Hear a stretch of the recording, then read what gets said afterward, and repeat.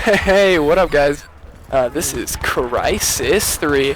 I am so excited to talk about this game. I friggin' love this multiplayer. I mean, I know for me it will not be a dedicated multiplayer experience just because of the fact that it's Crysis, and I know I will not play this in the long term.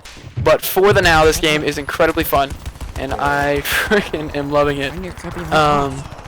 So how's it going, guys? I know it's been a while, and I haven't done a commentary in a while, and that's why I've been actually doing this right now, is because I figured that maybe it'd be a good idea to do this before I upload anything else today.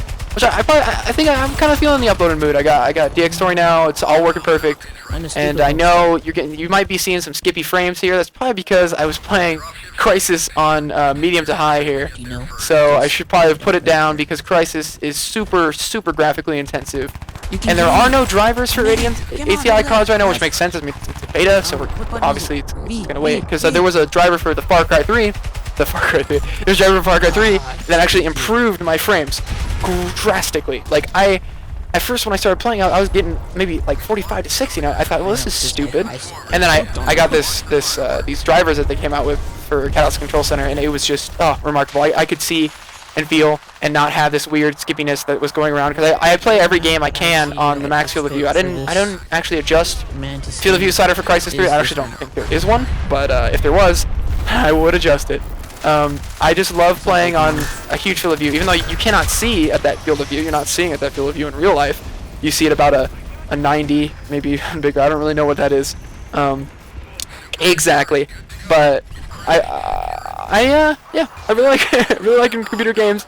I'm also really hesitant to upload any solid gameplay for a while because my mouse keyboard dexterity is it's pretty bad. I'm not super good with a mouse and keyboard. I would pretty much, put that to being a console gamer for so long. You kind of get used to using a controller to move and to look around, and that's like super difficult for me to think about. Is looking around, knife in the neck, looking around with the controller, and not looking around with the controller and looking around with a mouse, which is, I don't know, it seems alien at first, but then I kind of got used to it. As how you can probably see, I've gotten used to it, and I can't climb ledges, but I've gotten used to looking around with the mouse and shooting with the mouse and playing with the mouse. So, but yeah, so my computer's doing great. I have really nothing to complain about. I mean, besides Crysis 3, I can run every single game I've ever played on very high, ultra, whatever. So it's been really satisfying, refreshing. I mean, I've been basically playing a lot of single-player games, Deus Ex, Far Cry 3, which I thought was probably, it's going to go down in my top 5. Far Cry 3 is definitely going to go down in my top 5. I thought it was one of the best games I've ever played, hands down, just because this story is probably one of the most memorable, and I thought that was fantastic. So, yeah.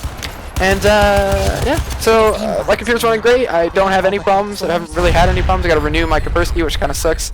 But yeah, I've been loving life, playing Crysis 3 beta, playing Battlefield 3. Not as much as you'd think. I kept saying like, oh, I'm gonna buy this computer for Battlefield 3, but like there are so many other games out there that are specifically computer games that I've never played, and it's been really refreshing to play, unique experiences like that, like Scribblenauts. Like, besides me typing penis for every word, actually playing it is actually very fun. It's you really get in there and get used to the game, and it's kind of playful. I mean, you don't play it for 6-hour sessions. You play it for like 30 minutes, and you're like, okay, I'm gonna get off, because it's kind of just like little kid game, but it's also kind of fun at the same time, which I really love. So Crysis 3, they do a great job with balance in this game.